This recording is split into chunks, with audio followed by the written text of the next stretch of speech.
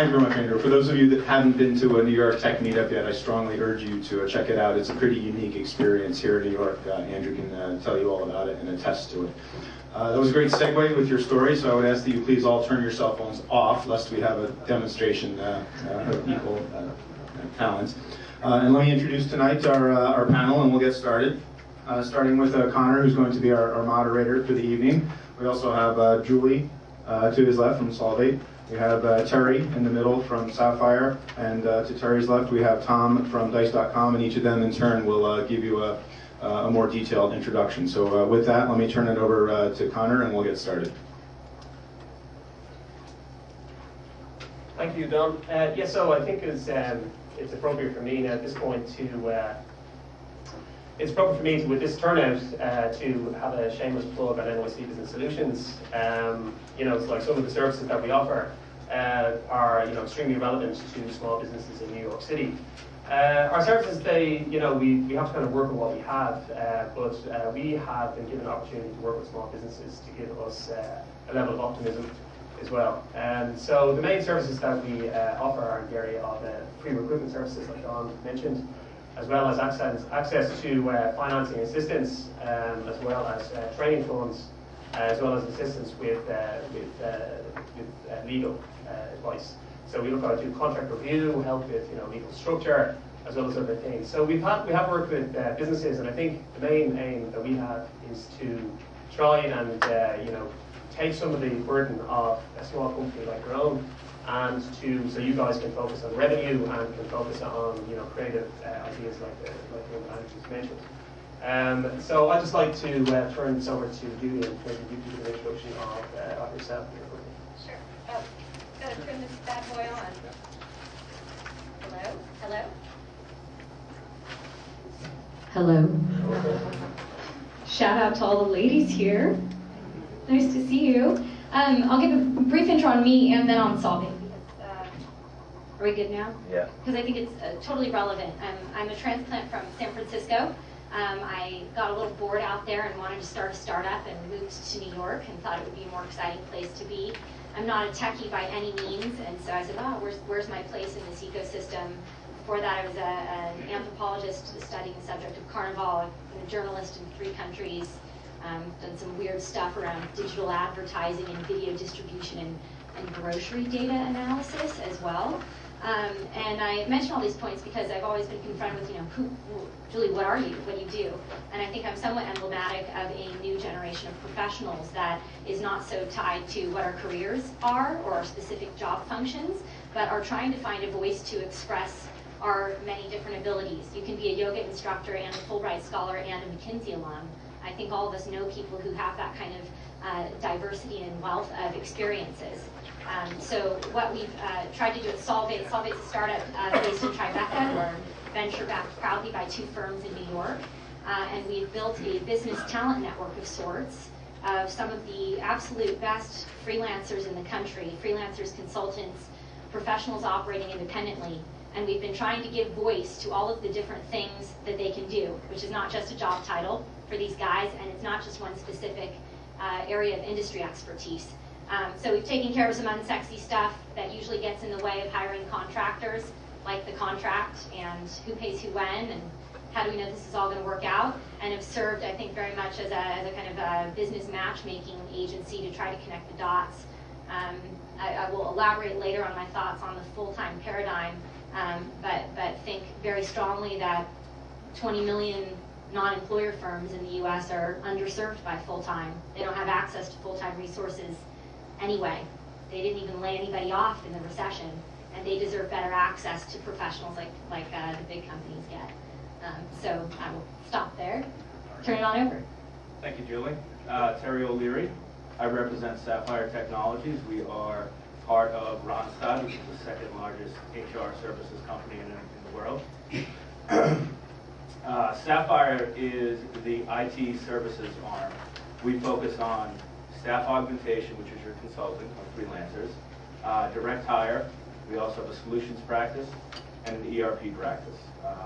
I too, like Andrew, are very optimistic. The market is increasingly busy. We are seeing growth in all sectors in hiring. And there is a war for talent out there, so it's exciting to be in a busy economy now, finally, and we look forward to sharing our thoughts. Great. And I'm Tom Silver. Is the microphone on? Can you hear me back there okay? Yeah. Great. So I'm Tom Silver. I am a Senior Vice President in North America with Dice.com. This is one of my very important customers, so we're going to be very nice to him. So I've been with Dice.com for just around 10 years or so. I was actually with Dice shortly after a company that Andrew referred to, EarthWeb. It was actually our parent company, and that was an example, I'll use your term, of a bad business model. So that company crashed and burned, literally in 1999, 2000, and what was left standing was the job board, Dice.com. So here we are now, roughly, almost 10 years later, and the reason why Dice.com makes a lot of sense is that we are a large employment website, the largest employment website for technology professionals in the country. We have close to 2 million tech professionals that come to the site each month. We service technology employers and recruiters, over 7,000 of them, if not more, on any given month, who are coming looking to interact with a very vibrant technology professional community. So for those of you that are looking to hire and find top tech talent, come to Dice.com. We can certainly help you. We have a very interesting perspective on the marketplace. We sit in the middle of a very vibrant community of tech pros that come to look at close to 70,000 jobs each and every month. Each of those jobs lasts on the Dice.com website only about 15 days or so. By that time, most of our customers have gotten the kind of look at the talent they want. As the talent comes in and looks at the jobs, they apply for the jobs, and most of our employers are happy with the kinds of people that they're finding, and they take the job down. Tech pros come to interact with each other. They come to exchange ideas about what's happening in the tech marketplace. They come and look at the job. They look at the information that they can find about the job. If they're going to go for hit up their boss for a raise, they want to see some of the job posting information. And they then can find that and use that information against their boss the next day and say, hey, across the street, this guy's actually paying a lot more than I'm getting paid. Employers and recruiters, no, you know about that. Yeah. I'm going to tell them some secrets here tonight. Employers and employers come and look at the site because, as I said, they find top technology talent and some of the most difficult and hard to fill types of skills. Skills like networking, security, programming, Java programming, other types of programming we referred to before. Interestingly enough, we're seeing more and more demand now for people that have mobile skills. So those tech pros come and look at those types of positions on Dice, and employers and recruiters come and find them. So we're glad to be here tonight, and we look forward to having a conversation tonight. Thanks, Tom. So I think the economy and hiring is something on everyone's minds at the moment, and I think, Tom, you would be a good man to give some indication as to opening rates for positions, maybe some information on pay rates for those positions, to see it as a comparison before the recession we're in. Yeah, so at Dice.com, we run a salary survey every year.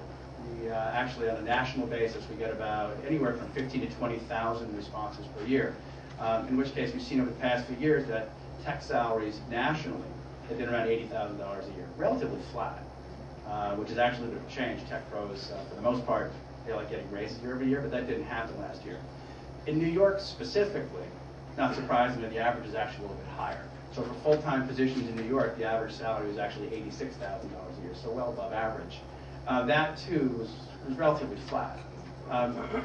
Interestingly enough, though, the job count, that number of jobs that are actually posted in the New York market, is close to 9,000 positions on Dice.com today. It's up about 35% versus where it was a year ago.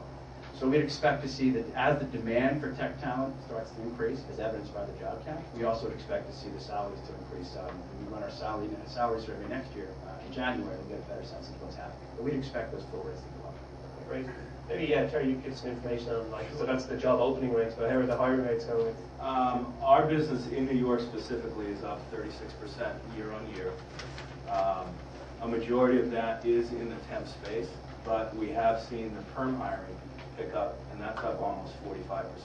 Now, that'd be expected in a recession. The flexible model is enjoyed a lot more frequently, and we're actually seeing now a greater demand carry into the next year because there is some uncertainty in some sectors.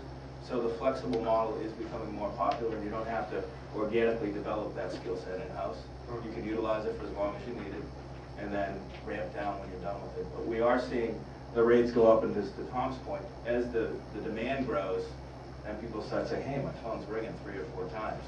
Now I want, 75 an hour instead of 70. So you will see the rates creep up, and we are seeing our pay rates and our charge rates go up about 3% from the first quarter to this quarter, to give you an idea how quickly it's happening. And this is following a year where it was very common to actually have a 10% reduction. Companies were looking for ways to save money. From a volume of jobs, in New York last year, through DICE and through another one of our partners, I did some analysis. There were 50,000 jobs posted just in IT from January to October. This year, they're already up to 69,000. So those are just postings, not fill rates. Right. It's pretty telling that the market is picking up. Okay. Well, what type of information could you provide the audience in terms of, like, say, a lot of small businesses, and they're interested in, taking time to choose between perm and the temporary employee. What would you say the pros and cons are, the benefits? I would say, and a lot of our customers, from my experience, if this is going to be an ongoing need, then permanent is a more economical solution. If it's a project-based need, then the temp is probably a better solution. With your healthcare costs, statutory costs associated with hiring someone, if it is truly a project, then you're better off with the temp. And then there are a multitude of services out there, Julie's company, Sapphire, and a number of others that would be able to help you out. And the time saved by going that route, you wouldn't have to go into spending weeks and dedicating 2 hours a day to hiring. But you would have a professional that would have someone at your desk probably in a couple of hours. So Julie, maybe you want to weigh in on that in terms of the project-based workers? Versus? The advantages for what you would say? Versus? Yeah, full-time or contracted. I mean, can you guys hear me without this? Yeah. I've been told I project. Look, for small businesses, I think it's an obvious, God, if you're in a position to hire someone, we should all clap and celebrate it, but that's not usually the case. So we are big fans of, date before you get married.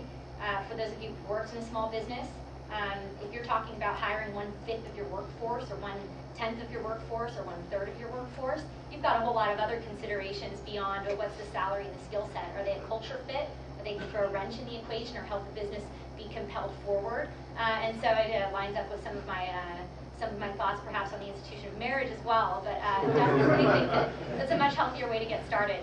Occasionally clients will ask us to source somebody full-time for them. We say, whoa, not really what we do, but we encourage you to see if you can find someone and test out the relationship for a bit, and are big fans of that direction. All right, cool. So then also, I think we're all trying to be in the spirit of optimism, Andrew. We have to think forward towards 2011. So what kind of guidance could you give us on predictions for 2011, how your businesses will perform and what small businesses can hope for? Tom, do you want to go? Yeah, certainly. As we talk to our customers, both larger ones as well as smaller ones, they too share the feeling of optimism. You're telling us that some of the projects that they've put off for perhaps a year, maybe even longer, they need to do. So they're looking to hire. We've actually seen the percentage of positions that full-time, part-time mix has actually shifted slightly more towards full-time. So based upon the fact that many companies had to, because of the state of the environment at the time, they had to put off some projects. They now realize they need to do those. That coupled with more people being more optimistic about getting married as opposed to dating. We're fairly optimistic about some of the trends that we've seen over the past 6 to 12 months, continuing into 2011. I would concur with Tom. I just went through our budget exercises for next year, and they're expecting a minimum of a 12% growth in our business, which is pretty substantial when you consider the size of our North American presence. So we're expecting this to continue. We're hiring internally to match that demand. So we're adding 10% within the New York market. Okay, so just wanted to go back there to a question on small business. I'm sure a lot of small businesses here would like to know when is the right time for a company on a small business on a shoestring budget? When do you think is the right time that they should hire somebody? That's an interesting question.